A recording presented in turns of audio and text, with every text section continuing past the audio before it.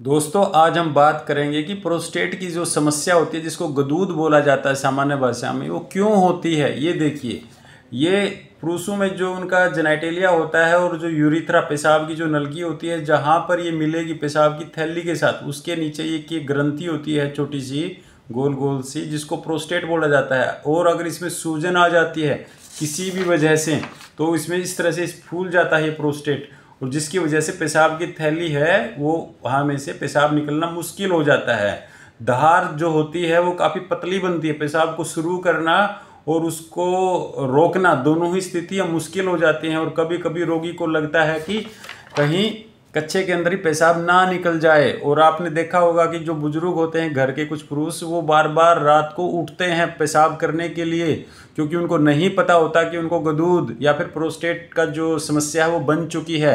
और वो क्यों बनती है, या तो वो एक नॉन कैंसरस, कैंसर के बिना ही एक सूजन बन जाती है जो सामान्यतः 60 से 80 साल के पुरुषों में 30% से लेकर 50% तक पुरुषों में बन जाती है।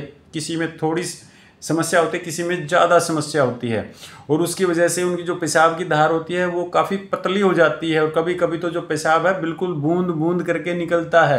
पेशाब को शुरू करना और रोकना दोनों स्थितियां मुश्किल हो जाती हैं, और कभी कभी इतनी ज़्यादा मात्रा में फोर्स लगाना पड़ता है, जोर लगाना पड़ता है कि उनके दोनों साइड में इंग्वाइनल हर्निया बन जाता है।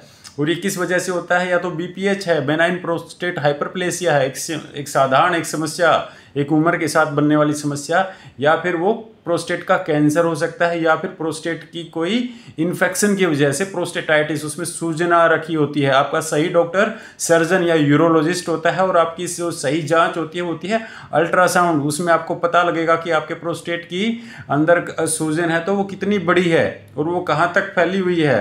पेशाब की थैली के अंदर भी उसका नुकसान हो चुका है या उसका नुकसान नहीं हुआ है अभी तक पेशाब की थैली के अंदर, और आपको सिर्फ पेशाब में रुकावट ही है। और इसका जो सही जांच होती है ब्लड की वो क्या होती है, सीरम पीएसए।